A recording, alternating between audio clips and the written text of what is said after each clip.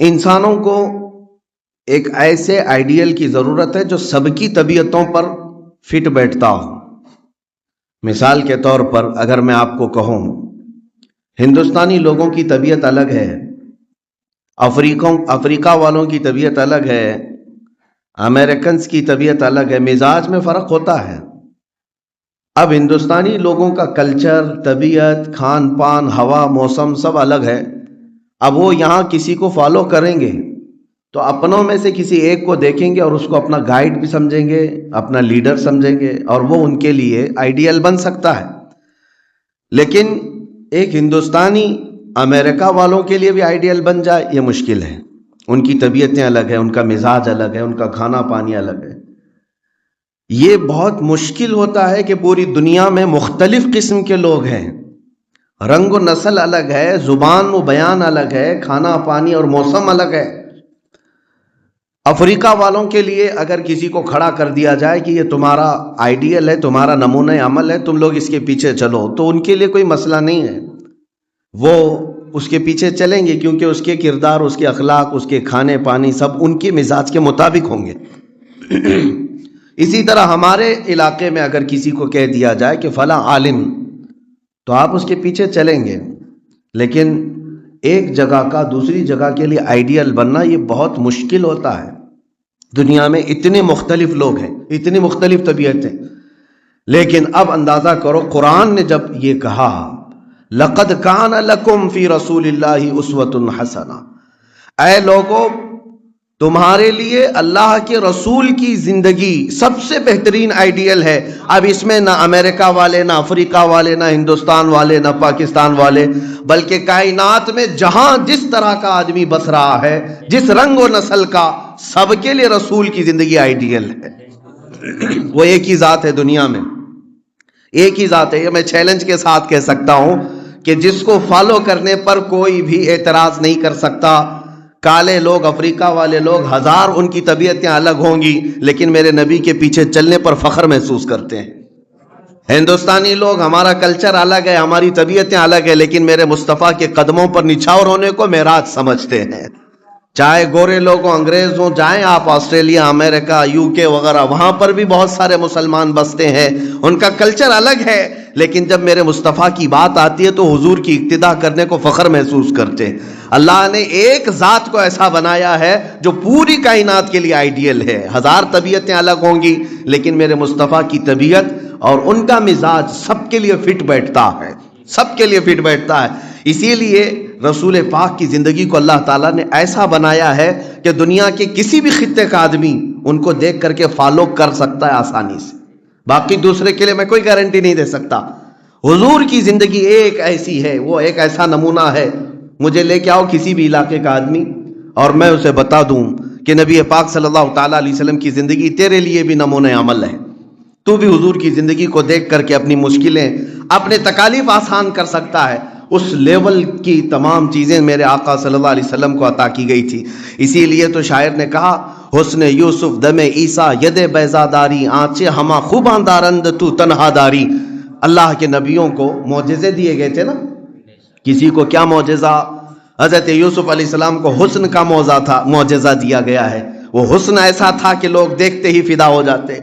حضرت موسیٰ علیہ السلام کو لکڑی کا عصا وہ زمین پر ڈال دیا جائے، اژدہا بن جائے، یہ معجزہ تھا۔ اور ید بیضا، ہاتھ جیب میں ڈال کر نکالتے تو سورج سے زیادہ چمکتا تھا، یہ ان کا معجزہ تھا۔ اور حضرت عیسیٰ علیہ السلام کو پھونک دیتے، یہ معجزہ دیا گیا تھا کہ مٹی کے پرندوں پر پھونک دیتے تو وہ اڑنے لگ جاتے تھے، اور مردوں کو زندہ کر دیتے، یہ قرآن سے ثابت ہے۔ تو ان نبیوں کو ان کے مقامات پر اور ان کے زمانے کے اعتبار سے معجزے دیے گئے، لیکن اب یہی شاعر نے کہا ہے حسن یوسف دم عیسیٰ ید بیضا داری۔ یا رسول اللہ، آپ کے پاس تو حسن یوسف بھی ہے، ید بیضا بھی ہے، دم عیسیٰ بھی ہے، اور سارے نبی جو جو خوبیاں رکھتے تھے یا رسول اللہ، تنہا آپ کے اندر سب کچھ ہے۔ ذات ہوئی انتخاب، وصف ہوئے لاجواب، نام ہوا مصطفیٰ، تم پہ کروڑوں درود۔ میرے عزیزو، اب میں آپ کو یہ بتانا چاہتا ہوں کہ نبی پاک صلی اللہ تعالیٰ علیہ وسلم کی زندگی سب کے لیے کتنی بہترین آئیڈیل ہے، نمونہ عمل ہے۔ کسی بھی چیز کا ایک لیول ہوتا ہے۔ صبر کے متعلق اگر میں آپ کو کہوں، میں مکہ مکرمہ میں ابھی چند دن وہاں پر گزارا، تاریخی چیزیں دیکھنے کا شوق ہے، سیرت پڑھتے ہیں تو اس میں تطبیق دیتے ہیں، جا کر کے دیکھتے ہیں کن حالات سے حضور پاک صلی اللہ علیہ وسلم کو گزرنا ہوا۔ مکہ کا جو لوکیشن ہے وہ مکمل پہاڑیوں کے بیچ میں ہے، مکمل پہاڑیاں، اور خاص طور پر عرب کا علاقہ جس میں حضور پاک صلی اللہ علیہ وسلم کو اتارا گیا ہے، جغرافی کے اعتبار سے تقریباً صرف عرب میں 20 لاکھ پہاڑیاں ہیں۔ 20 لاکھ کا مطلب کیا ہوتا ہے؟ بہت بڑی تعداد ہے پہاڑوں کی، مسلسل، یعنی اگر آپ دیکھیں گے تو 100 200 کلومیٹر تک کنٹینیو پہاڑوں کا سلسلہ چلتا رہتا ہے، اور مکہ پورا پہاڑوں سے گھرا ہوا ہے۔ کچھ پہاڑوں کے نام تو آپ جانتے بھی ہوں گے، جبل ثور، جبل نور اور جبل ابو قبیس، یہ تمام جو پہاڑیاں ہیں کچھ کے نام ہیں، جبل صفا، جبل مروہ، یہ سب پہاڑ ہی تو ہیں۔ ان پہاڑوں کے بیچ میں مکہ آباد ہے۔ اب لوگوں کی طبیعت کیسی تھی؟ پتھروں کے بیچ رہتے رہتے وہاں کے لوگوں کے دل پتھر سے زیادہ سخت بھی تھے۔ آپ اندازہ کریں، نبی پاک صلی اللہ تعالیٰ علیہ وسلم جب مکہ مکرمہ میں پیدا ہوئے اور پیدائش سے لے کر آپ کی عمر مبارک 40 سال تک کی ہوئی، تب تک تو آپ نے اعلان نبوت نہیں فرمایا تھا، سب جانتے ہیں۔ کیوں؟ حضور پاک صلی اللہ تعالیٰ علیہ وسلم 40 سال تک ان کے درمیان جیتے رہے اپنے اخلاق و کردار کے ساتھ۔ ایسا نہیں ہے کہ کمپلیٹ نہیں ہوا تھا ابھی، معاذ اللہ رب العالمین کسی چیز میں نقص ہو، ہرگز نہیں، ہرگز نہیں۔ بلکہ میں آپ کو سیرت کے حوالے سے بتاؤں، جب نبی پاک صلی اللہ علیہ وسلم 9 مہینے کے تھے، 9 مہینے کے، دوڑنا شروع فرما چکے تھے، اور 1 سال کی عمر میں آپ تیر اندازی کرتے تھے، تیر اندازی کرتے تھے برابر نشانے پر، 1 سال کی عمر، اور 1.5 سال یا 2 سال کی عمر میں حضور پاک صلی اللہ علیہ وسلم گھڑ سواری بھی فرماتے، یعنی بہت فاسٹ گروتھ جس کو کہتے ہیں۔ اتنی کم عمری میں جو ذہانت، جو فطانت اور جو ایکٹیویٹیز نظر آتی ہیں وہ کسی عام میں انسان میں ہو ہی نہیں سکتی۔ تو جب رسول پاک صلی اللہ علیہ وسلم کو اتنی چھوٹی سی عمر میں اللہ تعالیٰ نے اتنے بڑے کمالات دے دیے تھے، تو پھر اسلام کی دعوت شروع سے نہیں فرمائی؟ 7 سال کے 8 سال کے حضور پاک صلی اللہ علیہ وسلم ہو گئے ہوں اور اسلام کی طرف لوگوں کو بلانا شروع کیا نہیں؟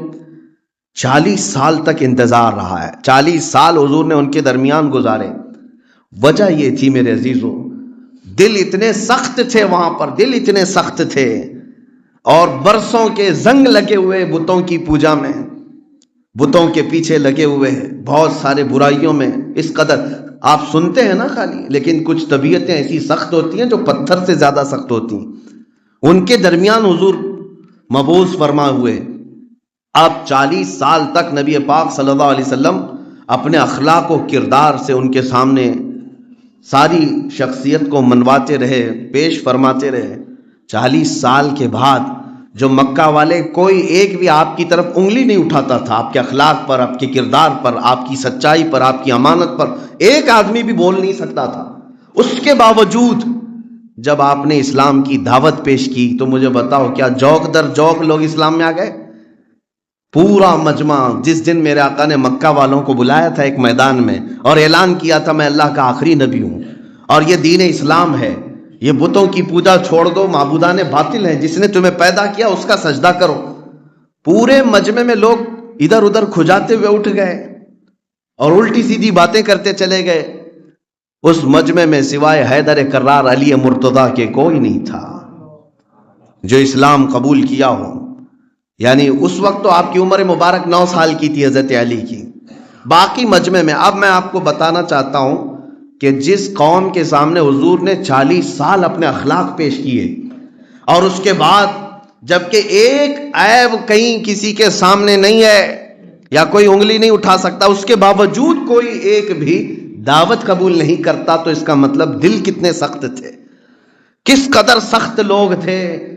اور ایسے سخت لوگوں کے سامنے حضور پاک صلی اللہ علیہ وسلم کو اتارا گیا، یہ دنیا کا سب سے بڑا چیلنج تھا، سب سے بڑا چیلنج تھا۔ ان لوگوں کے دلوں کو موم کرنا، میں سمجھتا ہوں دنیا کے نہ کسرا اور قیصر کے اندر یہ طاقت تھی، نہ ہی سپر پاور کے اندر یہ طاقت تھی۔ چند ہی سالوں میں ان مکہ والوں کے دلوں کو موم کیا ہے میرے مصطفیٰ کریم کی ذات نے۔ یہ سب سے بڑا چیلنج جس کو ڈیل کیا ہے نبی پاک صلی اللہ علیہ وسلم.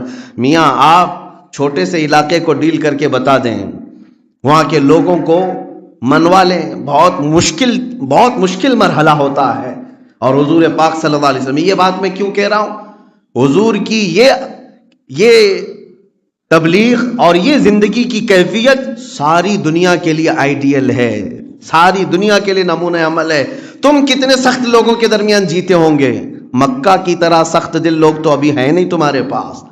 اگر تمہارا مقابلہ کسی سخت دل انسان سے ہوتا ہے اور گھبرا جاتے ہو تو دیکھو میرے مصطفیٰ کی ذات کو, وہ تمہارے لیے سب سے بہترین آئیڈیل ہے. انہوں نے کیسے فیس کیا, کیسے نبی پاک صلی اللہ علیہ وسلم نے مکہ والوں کے دلوں کو موم کیا ہے. عزیزان گرامی وقار, 40 سال کے بعد اس کے باوجود مصطفیٰ کریم صلی اللہ تعالی علیہ وسلم مکہ میں جب تبلیغ شروع فرماتے, 13 سال تک مکہ میں رہے. اس دوران جو حالات ہوئے کس قدر ستائے تھے ان لوگوں نے. جب اپنے ساتھیوں کو کوئی پریشان کرتا ہے تو دل میں بہت تکلیف ہوتی ہے.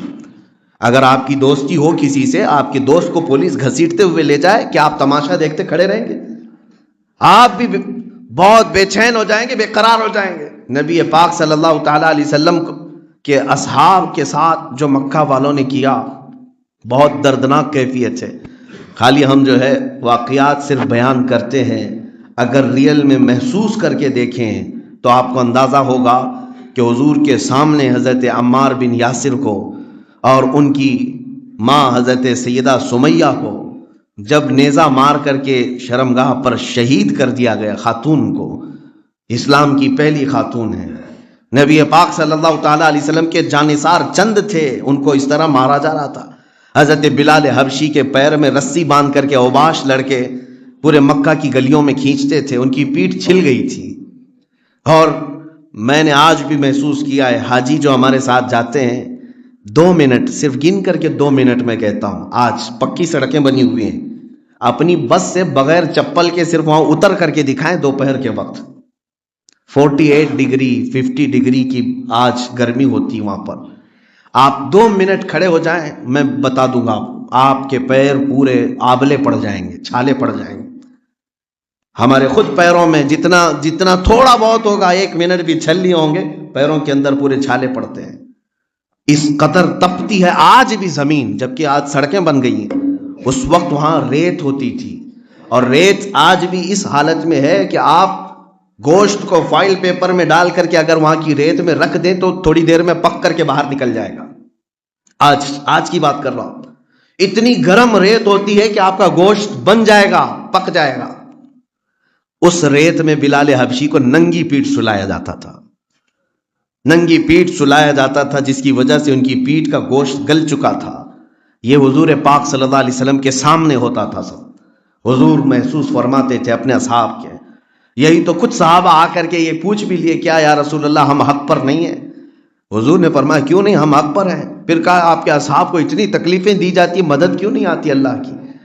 نبی پاک صلی اللہ تعالی علیہ وسلم نے اپنے مظلوم صحابہ سے یہ کہا تھا, انبیاء کو جو تکلیفیں پہنچی وہ تو ابھی تمہیں ہوئی نہیں, نبیوں کو تو آریوں سے چیر دیا گیا تھا. جس کا جتنا ایمان ہوتا ہے مولا اس کو اتنی آزمائش سے گزارتا ہے. حضور پاک صلی اللہ علیہ وسلم اپنے اصحاب سے فرماتے کہ صبر کرو, وقت تمہارا آئے گا, اس دور سے گزرو گے, امن آئے گا, اللہ کی رحمت آئے گی. اور مکہ کے وہ دن حضور ڈٹ کر کیسے کھڑے رہے ہوں گے. کبھی میں سیرت پڑھتا ہوں تو سوچتا ہوں ان اصحاب کے اوپر پہاڑ توڑے جا رہے تھے, حضور اس وقت بھی ثابت قدم تھے. اور پلس یہ کہ حضور کو سب سے زیادہ نبی پاک صلی اللہ علیہ وسلم کی مکہ مکرمہ میں کسی نے سپورٹنگ کی تھی تو ماں خدیجۃ الکبریٰ رضی اللہ تعالیٰ, مال سے, محبت سے, تعاون سے. حضور پاک صلی اللہ تعالیٰ علیہ وسلم کی شریک حیات ہی نہیں تھی, بلکہ مکمل حضور پاک صلی اللہ تعالیٰ علیہ وسلم کی حمایت میں ہر وقت کھڑی رہتی تھی. لیکن وقت ایسا آیا کہ مکہ والوں نے حضور پاک صلی اللہ علیہ وسلم اور ان کے پورے خاندان کا بائیکاٹ کر دیا, سوشل بائیکاٹ. کیسا سوشل بائیکاٹ؟ وہ جگہ آج ہم دیکھ کر کے آئے, پہاڑیوں کے بیچ میں ایک گھاٹی ہے جس کو شعب ابی طالب کہتے ہیں.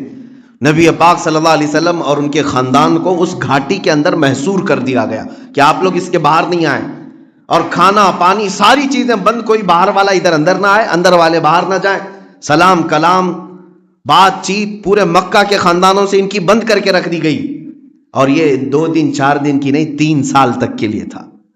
اس گھاٹی کے اندر نبی پاک صلی اللہ علیہ وسلم 3 سال گزارے، جبکہ پتے کھائے اور چمڑے ابال کر کے کھائے۔ یہ وہ دن تھے، اور پھر بھی اسلام کی اس عظیم شاخوں کو کبھی میرے آقا صلی اللہ علیہ وسلم نے مرجھانے نہیں دیا، ثابت قدم کھڑے رہے۔ کیا بیک لے لیا کہ آپ سے دعوت نہیں دوں گا، آپ سے میں گوشہ نشین ہو جاؤں گا؟ ڈٹے رہے، کھڑے رہے۔ اسی لیے تو میں کہتا ہوں میرے عزیزو، اس سے بہترین آئیڈیل لا کر کے دکھاؤ۔ نبی پاک صلی اللہ علیہ وسلم ہر معاملے میں تمہارے لیے بہترین آئیڈیل ہے۔ ڈٹے رہنا، جمے رہنا، مصیبتوں کے بعد ایک دن تو سورج طلوع ہونا ہے۔ اور ان دنوں میں آپ کو بتاؤں، ان دنوں میں ماں خدیجۃ الکبریٰ کا انتقال ہوا ہے، اور حضور صلی اللہ علیہ وسلم کی اور اگر کوئی سب سے زیادہ حمایت کرتے تھے مکہ میں تو آپ کے چچا ابو طالب تھے، ان کا بھی انتقال اسی سال ہوا۔ جب اپنے گھر کے 2 عزیز لوگ انتقال کر جائیں حمایتی، وہ غم الگ ہے۔ حضرت خدیجۃ الکبریٰ کے انتقال کا غم تو میرے آقا کو بہت تھا۔ اپنی شریک حیات، اپنی ہمراز، اپنی لائف پارٹنر چھوڑ کر کے چلی جائے، بہت دکھ تھا نبی پاک صلی اللہ علیہ وسلم۔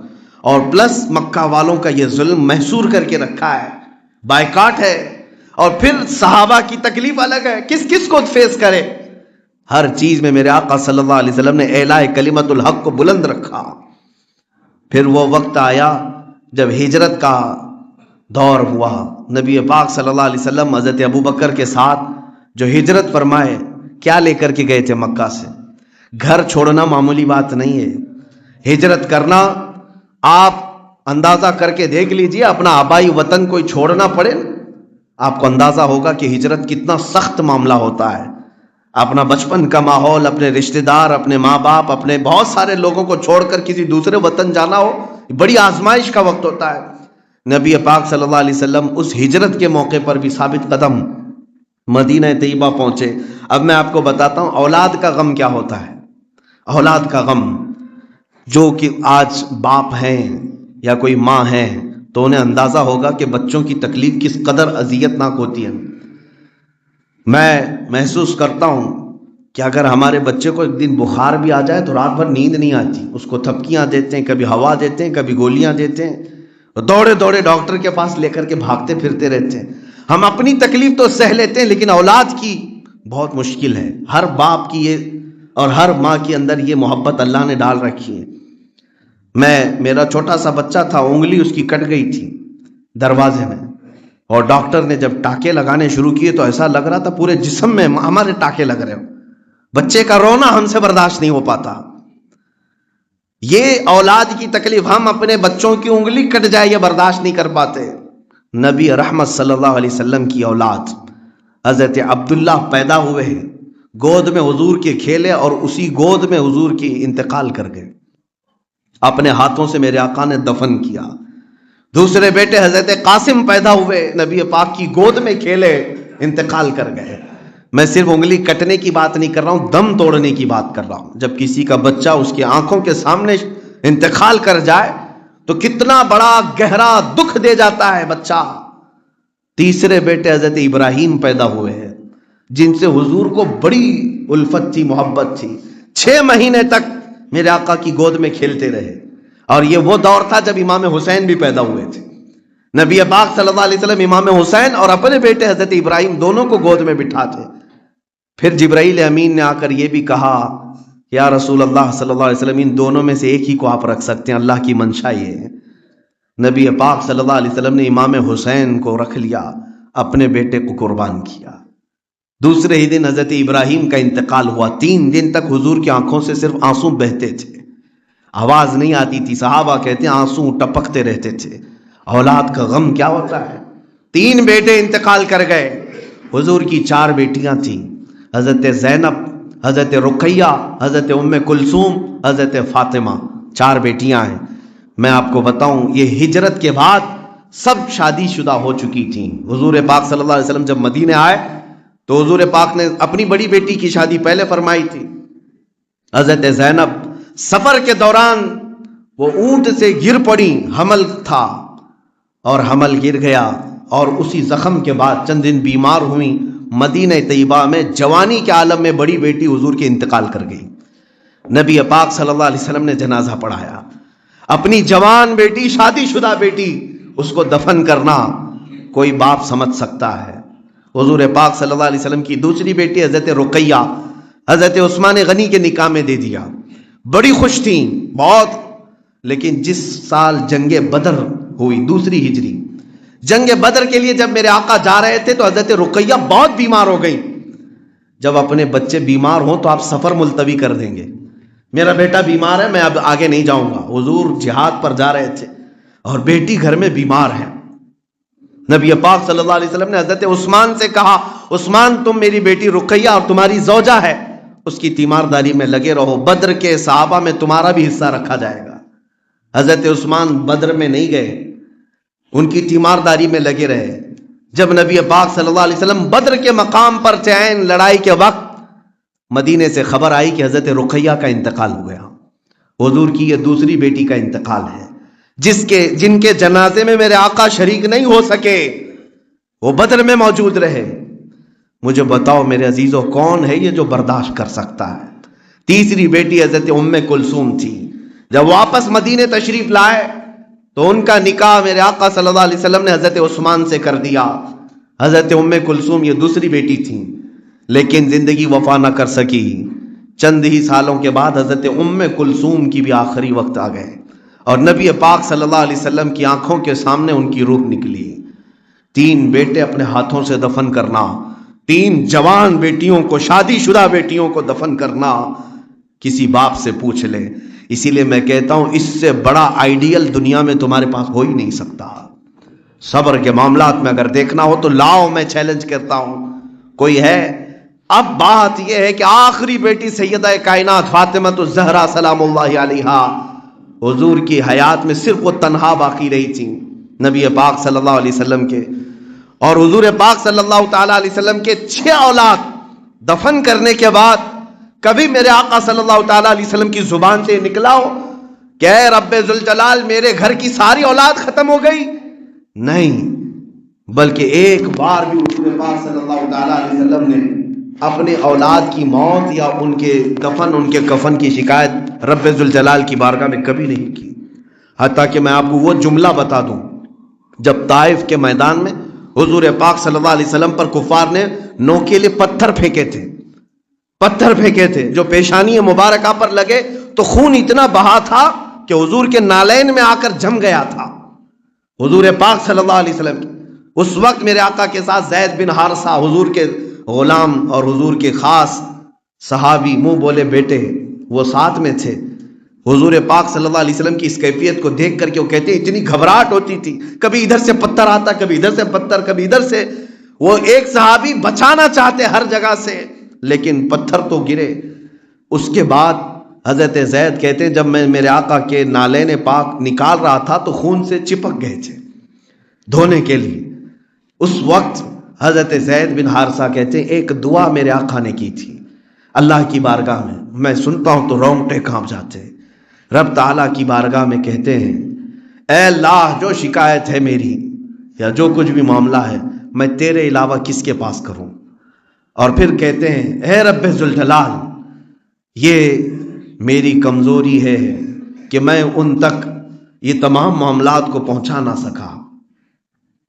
اپنی حضور پاک صلی اللہ تعالی علیہ وسلم عاجزی کا اظہار رب ذوالجلال کی بارگاہ میں کرتے اور آخری میں یہ کہتے ہیں اِلَّمْ يَكُنْ غَضَبُكَ عَلَيَّ فَلَا أُبَالِي. یہ جتنا مجھے تکلیف پہنچائیں یہ لوگ پتھر مارے ہیں جو کچھ بھی ہیں، اِلَّمْ يَكُنْ غَضَبُكَ عَلَيَّ فَلَا أُبَالِي. اے رب اگر تیرا غضب نہیں ہے میرے اوپر تو پھر مجھے ان کی تکلیف کی کوئی پرواہ نہیں، بس تو ناراض نہ ہو.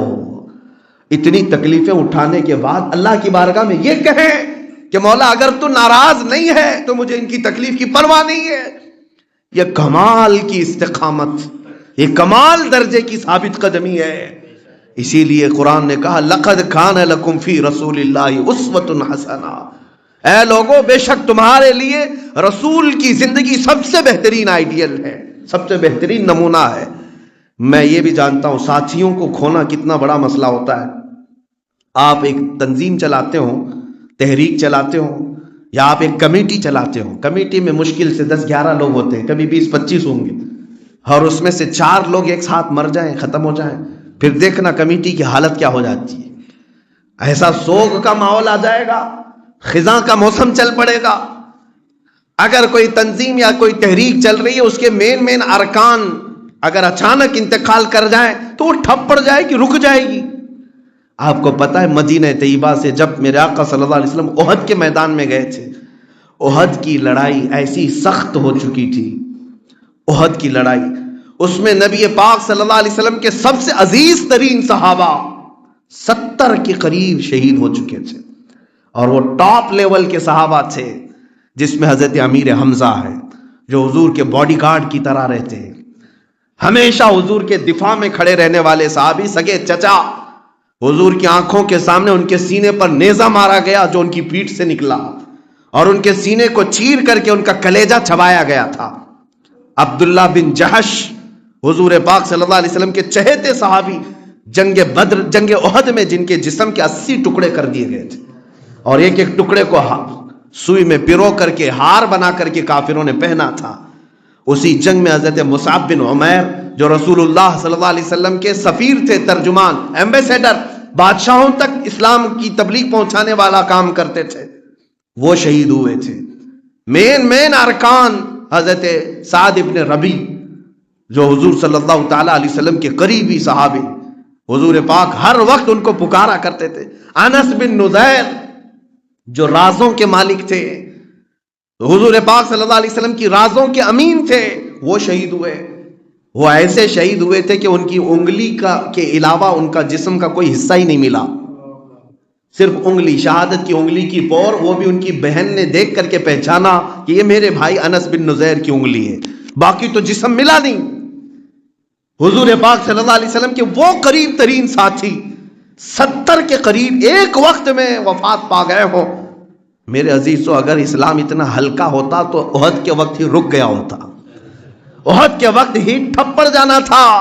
مین ارکان جس کو کہتے ہیں مین ممبرز ایک ساتھ شہید ہوئے، لیکن جنگ احد میں امیر حمزہ شہید، مصعب بن عمیر شہید، عبداللہ بن جہش شہید، سعد ابن ربی، انس بن نذیر رضی اللہ تعالیٰ عنہ مجمعین، بڑے بڑے صحابہ شہید ہوئے، لیکن دوسری فجر کے وقت میرے آقا مسجد نبوی میں حاضر تھے، مصلی امامت پر میرے آقا مسجد نبوی میں حاضر تھے، صحابہ کو خطبہ دے رہے تھے۔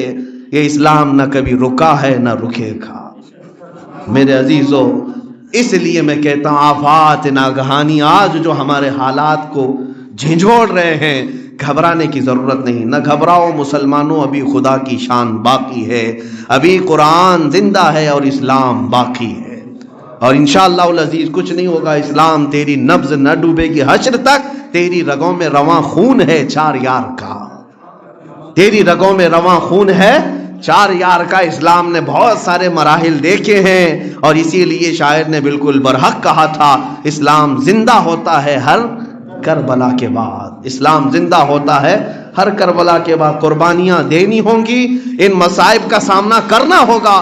جب مصیبتیں زیادہ آ جائیں تو گھبرانا نہیں، حضور کی سیرت پڑھ لینا، حضور پاک کی سیرت پڑھنا، اور قرآن سچ کہتا ہے ان سے بہترین آئیڈیل کوئی ہو ہی نہیں سکتا ہمارے لیے۔ وہ افریقاؤں کے لیے، امریکنز کے لیے، ہندوستانیوں کے لیے، پاکستانیوں کے لیے، پوری دنیا کے عربوں کے لیے، جس خطے میں بھی انسان جیتا ہے، سب کے لیے میرے رسول کی زندگی آئیڈیل ہے، نمونہ عمل ہے، اور بلا چون چرا اور بغیر کسی اعتراض کے، بغیر کسی شک و شبہ کے ہر انسان میرے آقا کے پیچھے چل سکتا ہے۔ صرف چل ہی نہیں سکتا، جو چلے گا وہ فائز المرام بھی ہو سکتا ہے، بلند و بالا مقامات بھی حاصل کر سکتا ہے، اس لیے کہ صحابہ نے یہ ثابت کر دکھایا۔ مدینہ طیبہ میں جو میرے آقا کے پیچھے چلنے والے صحابہ تھے، وہ مدینے کے بورن ہی نہیں تھے، مدینے کے پیدائشی نہیں تھے۔ حضرت بلال حبشہ سے آئے تھے، حضرت صہیب فارس سے، حضرت سلمان فارس سے آئے ہوئے تھے، کہاں کہاں سے صحابہ آئے۔ فارس کی طبیعت الگ ہے، حبشہ کی طبیعت الگ ہے، روم کی طبیعت الگ ہے، عرب کی طبیعت الگ ہے، لیکن ہر مختلف طبیعت کے صحابہ مدینے میں آئے، میرے آقا کے پیچھے چلے، اور پھر اس کے بعد سب کا نعرہ یہی تھا، جب تک بکے نہ تھے تو کوئی پوچھتا نہ تھا، تم نے خرید کر ہمیں انمول کر دیا۔ ایک عرب نے آدمی کا بول بالا کر دیا، خاک کے ذروں کو ہمدوش ثریا کر دیا، خود نہ تھے جو راہ پر اوروں کے ہادی بن گئے، کیا نظر تھی جس نے مردوں کو مسیحا کر دیا۔ اللہ کریم زندگی بھر میرے مصطفیٰ کے قدموں میں ہمیں عطا فرمائے، حضور پاک صلی اللہ تعالیٰ علیہ وسلم کی عزت کی پہرے داری اور ان کے ناموس کی پہرے داری کی توفیق عطا فرمائے۔ اے رب کریم، آخر میں تیرے دربار میں یہی التجا ہے، جب تک زندہ رکھے تیرے حبیب کا وفادار بنا کر رکھ، جب دنیا سے جانا ہو تو تیرے حبیب کی محبت پہ ہمارا جنازہ اٹھایا جائے۔